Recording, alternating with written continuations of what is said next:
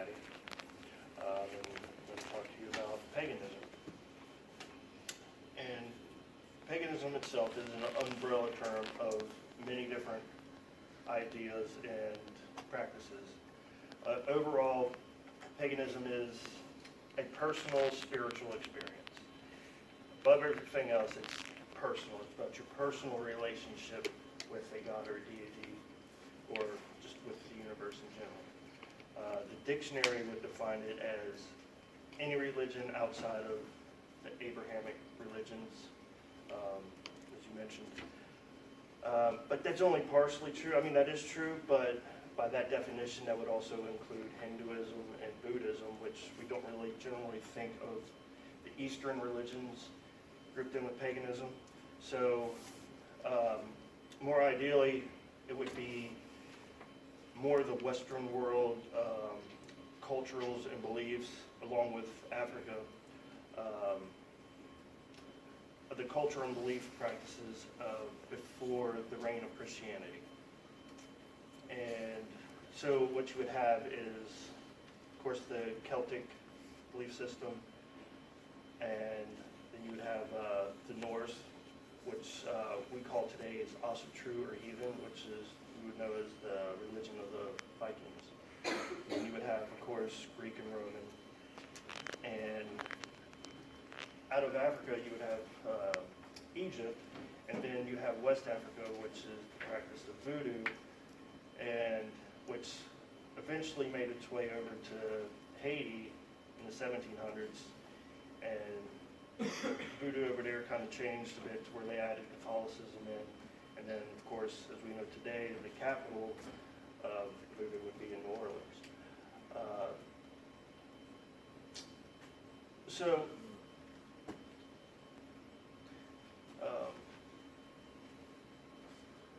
What we believe is, all these religions have a whole pantheon of gods. They're polytheistic in nature. And the way people practice it today is, they take those ideas that, our ancestors have, and they'll either work with just the cultural aspect in honoring their ancestors and the gods, or they might involve working with what we know as magic or witchcraft. And then magic and witchcraft is the belief, I don't know if you guys are familiar with a fellow named Aleister Crowley. He defined the term in the early 20th century as the art and science of creating change through accordance with the will. I'm going to get more into that in a moment, but I want to finish covering the difference, this pagan umbrella term. Because you also have, I'm sure some of you have heard the term Wicca. Wicca is more of a modern manifestation of an old idea. It's kind of like shamanism. It was more defined in the 1940s by a Britishman named Gerald Gardner, and then expanded upon by a woman named Doreen Valiente. They both have books that we go by for that. Wicca's the practice of Wicca is earth-based. It's not that we worship the earth. And I kind of wanted to define that term, worship, because worship implies that you are bowing down and giving something power over you. That's not what any pagans do. When we look at our gods, we look at our gods as points of inspiration, as role models, what we can inspire to be like. And, we can ask them for blessings and offerings or guidance, but we can't just ask for it and expect it. We have to give an offering for it. And that offering can be anything from, food and drink to money or sacrifice is something that we consider dear to us, and that's not necessarily animal sacrifice. That practice is very rare today. Nobody really does it as much. There are a few people that do. So it's how we work with our gods. The other way, as I mentioned earlier, is with magic. The word magic and witchcraft are the same thing with the same meaning. But those that practice Wicca would be more inclined to use the term witchcraft versus, well, they both would use magic, but we're just going to use the term magic, so I don't have to say both of them. So the idea of magic is that it's an energy that's within you. Like I said, it's a science, and we use scientific method with our magic. We may use somebody else's notes. You know, of course, you know, the scientific method is that you follow, you know, a sort of events to come with a predictive outcome. And the whole idea of scientific method came from magic originally. And if, you know, you look back through history, you know, all of this stuff was considered magic at one time. From alchemy, you had modern day chemistry and herbalism, you have modern day medicine. All this was considered acts of magic at one point in time. So the act of magic today, working with energy, it's a science.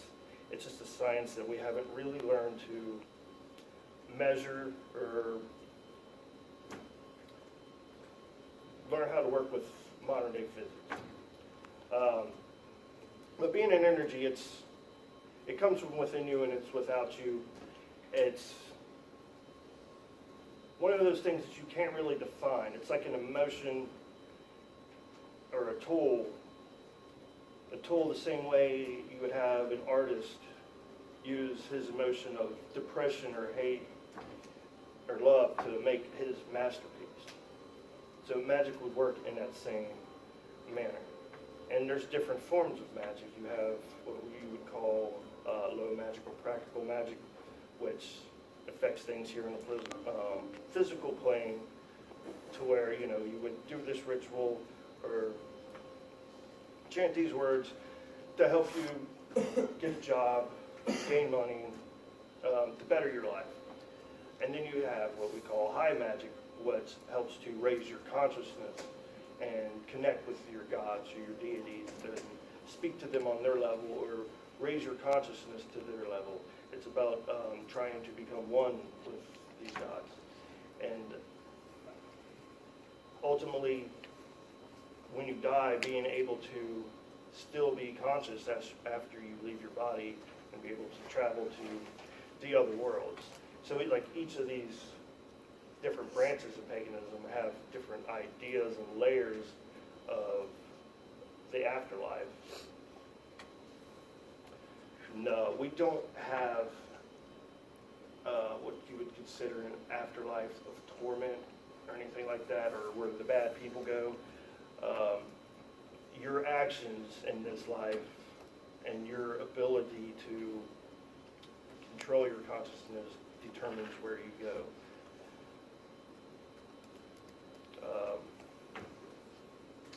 And another common misconception I wanted to touch on is there is no Satan in paganism whatsoever. We have no, you know, there's not that idea of absolute evil versus absolute good.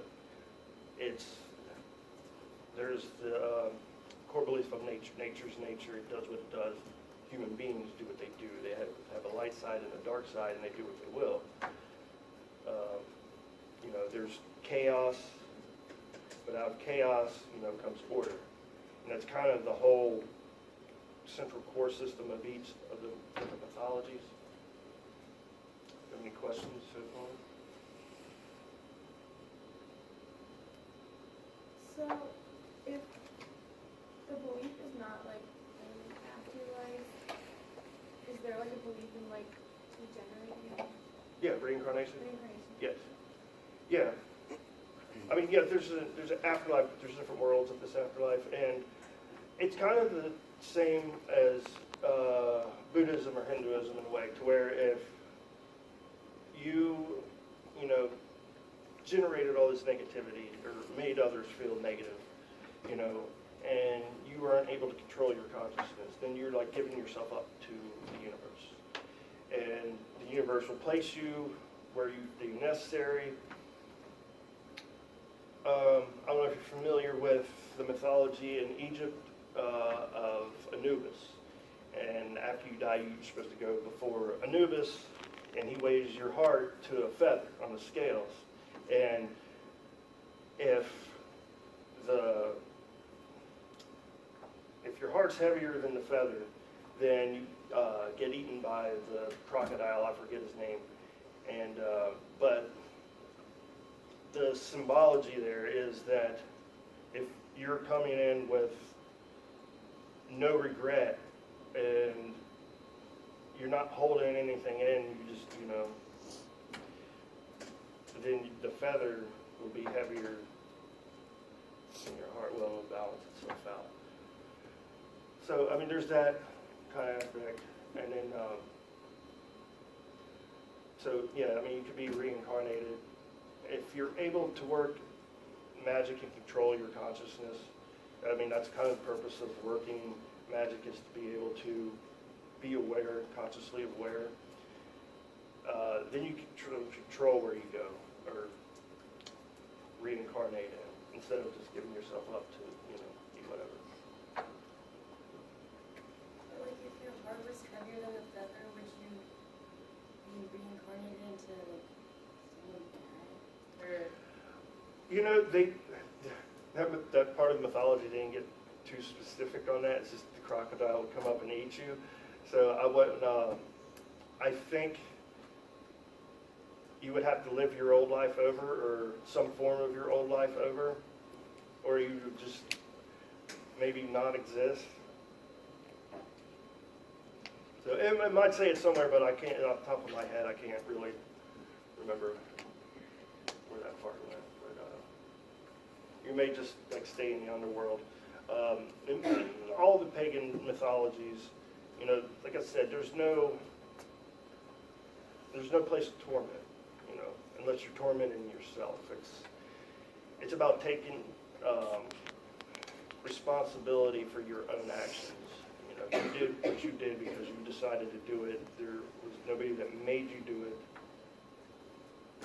You did it, you know.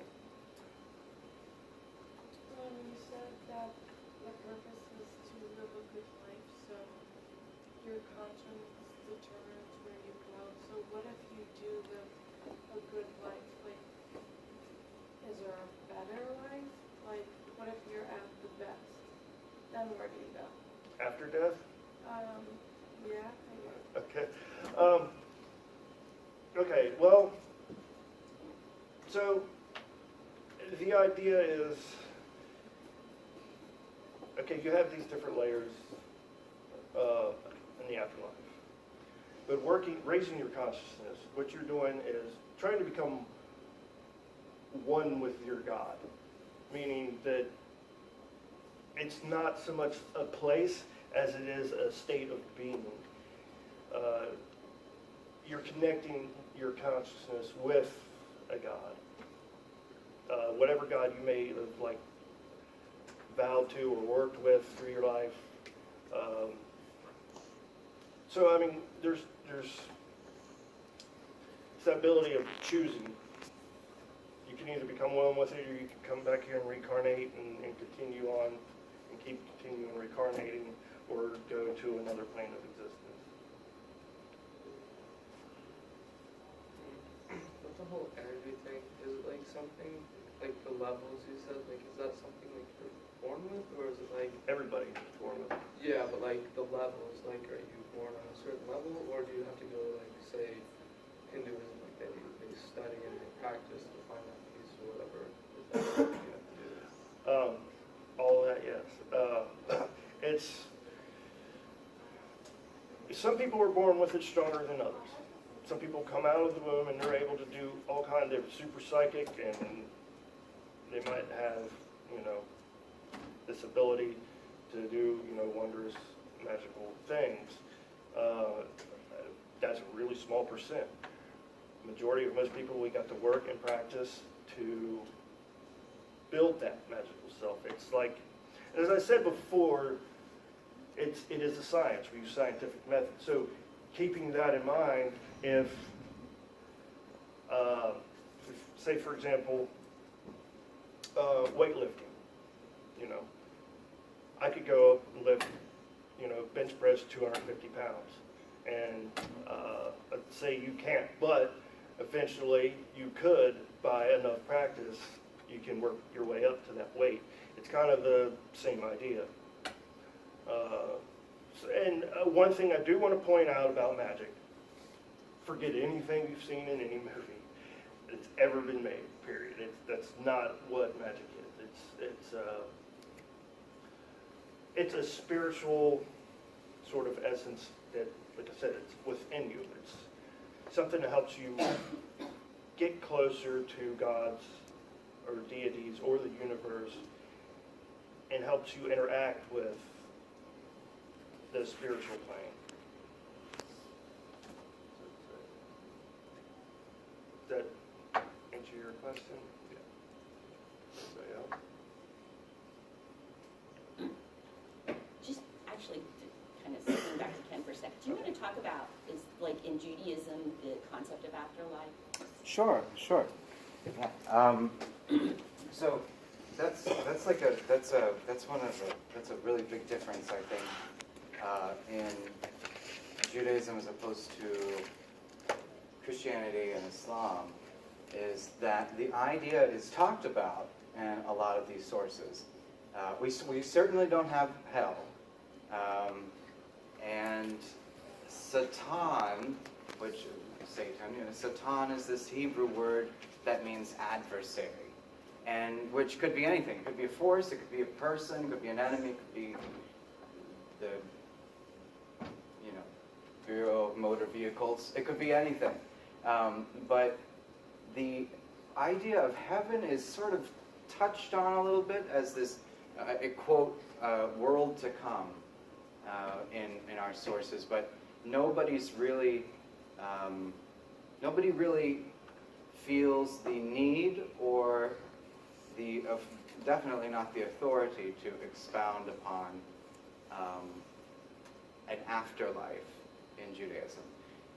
In fact, the whole idea, has any of you seen that awful long movie Fiddler on the Roof? You know, everyone says, or have anyone ever heard, well, I know that none of you drink, right? Because you're all not of age, right? But when you are of age, and you go out and you have a shot, and someone says l'chaim. Has anyone heard l'chaim? All right. Well, it means to life. That's what Jews toast to, and Jews, of course, drink a lot. And we toast to l'chaim, because to life, because the core value of Judaism is not to sanctify ourselves so that we get to a heaven, but rather to figuratively bring heaven down here on earth. The philosophy of Judaism being, you can bring the divine, bring heaven down to earth. You can sanctify life and make the earth holy. There's a phrase called tikkun olam, which means repair of the world, and essentially you're God's partner. And creation is not something that happened in a story, but is something which is happening still, which is happening. The Kabbalists talk about the ever-going, Kabbalists being practices of Kabbalah, which is mysticism. They especially believe that creation is an ongoing process. So in that aspect, heaven, if there is one, in Judaism, it is what is created here on earth by people. So that's kind of in terms of the afterlife. So, could you talk about, like, how many pagans are there in the world? Like, how common? Okay, yeah, this is something I want to touch base on too, is that, you know, since We don't have a form of hierarchy at all, unless you're part of a coven or a magical order, which would have, a high priest, high priestess, or a grandmaster, or something of that nature, which they act more of a spiritual guide or teacher. So they're training you to be where they're at. So with that in mind, we don't have anything to force anybody to do anything. As I said before, it's a personal religion about your personal experience. And if you decide to join a group, that's great. If not, that's great too. So with that in mind, that kind of makes our numbers kind of small. We represent less than probably 1% of the population. In Cincinnati alone, I want to say we have probably roughly around 3,000, about 500 are active.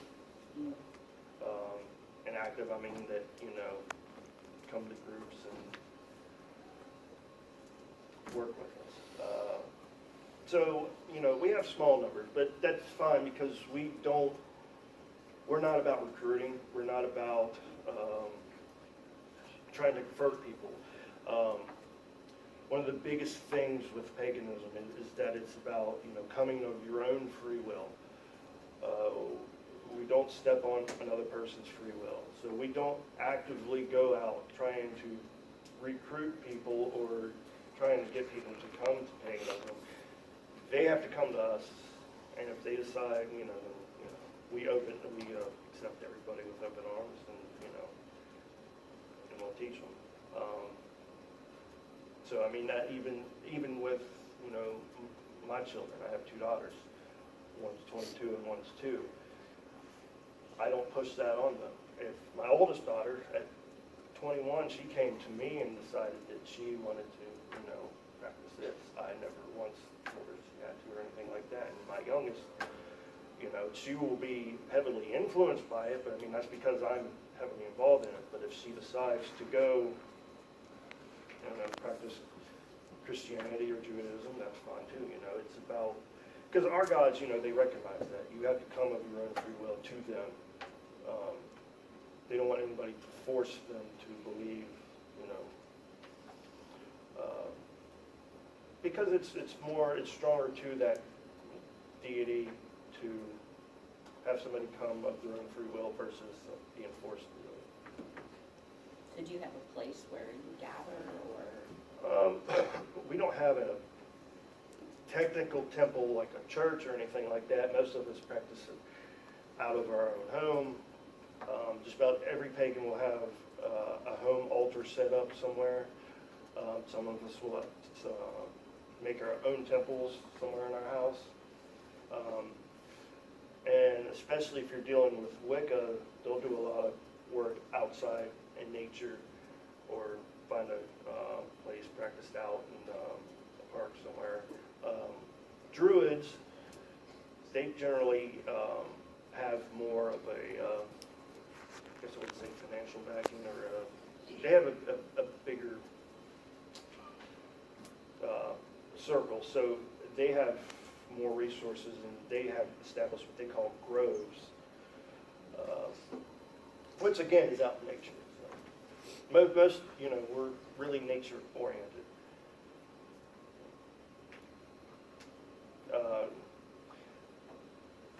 Yeah, and then there's, I did want to touch on the belief of animism real quick, which is heavily involved in paganism. I don't know if you're familiar with the term animism, but it's the belief that every organic thing on the planet has a life energy or a life source, its own conscious energy.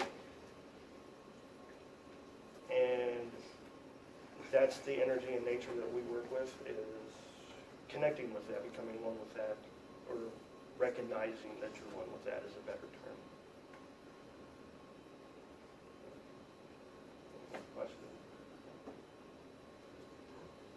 I do, I have some Okay. questions, so. Before, when we were talking, you were talking about, I think it was like a branch of maybe the Norse Mhm. mythology that's sort of being misused by all Okay, kinds. yeah. So there's Norse mythology that's actually growing and becoming its own thing today. It's called, like I said, the term earlier is Asatru or heathen, either one's fine, which was the original practice of the Vikings throughout Scandinavia and early Germania. And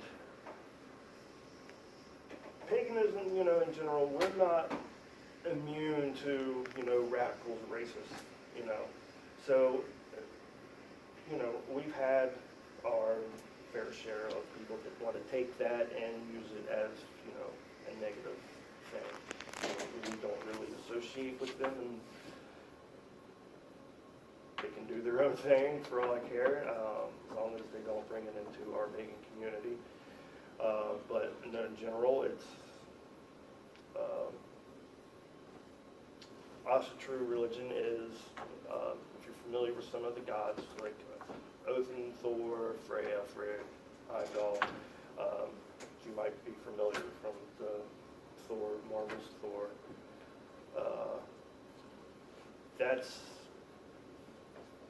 That version, it's not, they kind of got it, but they kind of got a lot of things wrong too. So, it's not really, it's more based off the comic than mythology. The practices today, like I said, it's a growing thing. You have groups called kindreds that get together and they honor their ancestors, or they honor their, and the gods.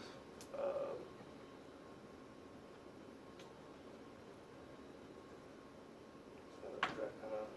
I guess, we were kind of referring to like some, How white supremacists are drawn to Asatru. Well, that kind of came from, go back to the Nazi era, they hijacked our symbols. Of course, the swastika is a symbol that's like over 6,000 years old. It's been, the Hindus have used it, Buddhists have used it, there's Native American tribes that have used it. Of course, it got perverted when they, Hitler decided to come in and take on that symbol. And then there's a symbol of the SS, which is another rune of Germanic origin, which is a solar symbol of psychic power and victory. I think Heinrich Himmler had this idea of building this Germanic pagan utopia, but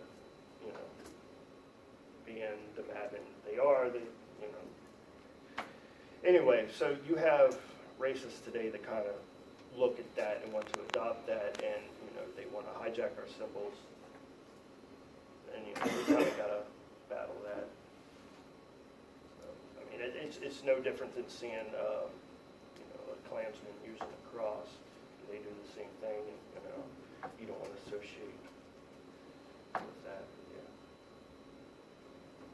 Brian, speaking of symbols, you might want to explain what the pinnacle actually stands for. Okay. That it's not a satanic symbol. oh, we got 45 minutes, so. Okay. got it. So you have what you know as the pentacle.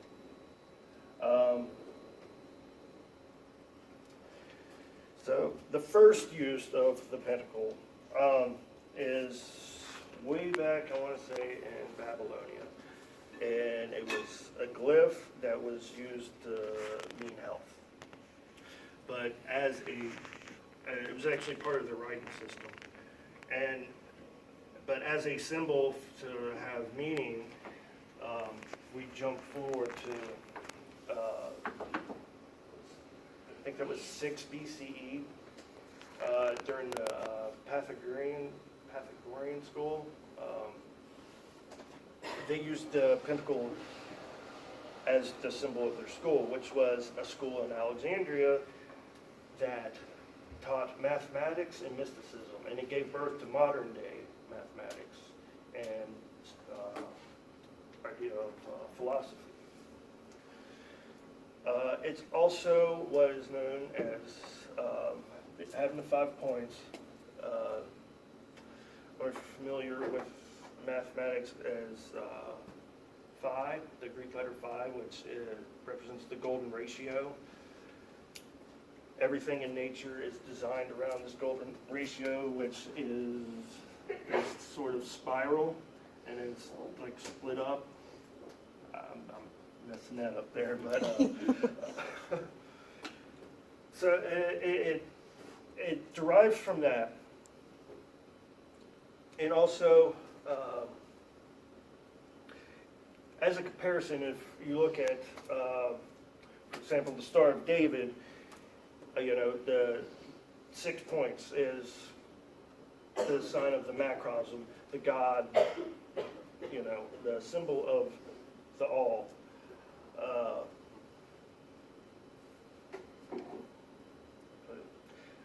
So with that in mind, 5 with the golden ratio represents the microsm and man's connection to the larger aspect of the universe. That we're the scale model of, the God or gods, however you want to put it.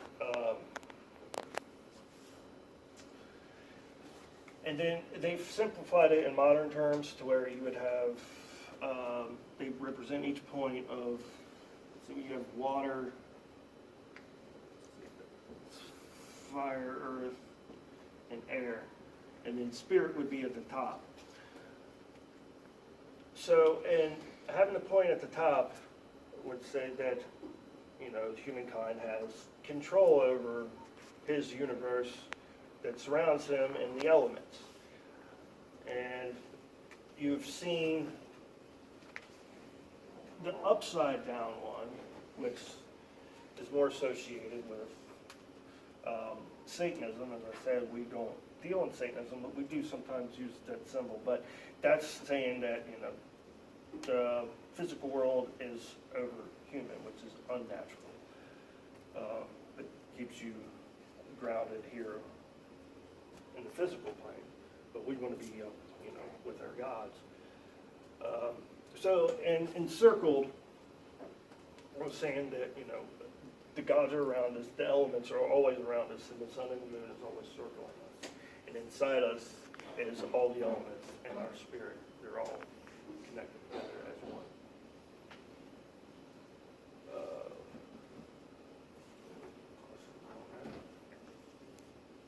How did you come to paganism, since you said it's not like you're recruiting?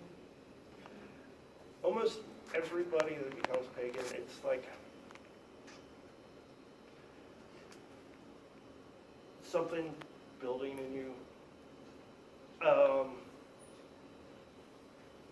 Think of it like, how if you're homosexual, there's something in you that,